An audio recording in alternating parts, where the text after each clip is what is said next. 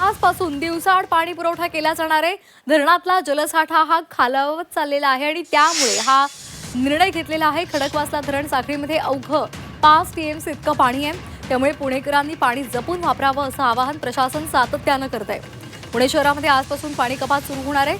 50% शहराला सम आणि 50% शहराला विषम तारखांना पाणी पुरवठा केला जाईल। पाण्याची उपलब्धता कमी असल्यामुळे नागरिकांनी पाण्याचा वापर काटकसरीने करावा असं आवाहन महापालिकेने केले। खडकवासला धरण साखळीमध्ये केवळ 5 टीएमसी इतका जलसाठा शिल्लक आहे। त्यामुळे महापालिकेसाठी 3 टीएमसी पाणी शिल्लक आहे।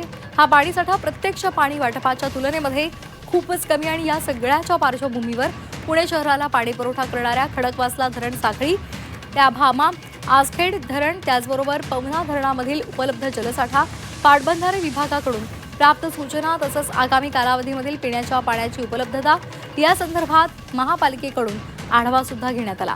त्यानंतरच आता 1 दिवसाआड पाणी पुरवठ्याचा निर्णय घेण्यात आला आहे।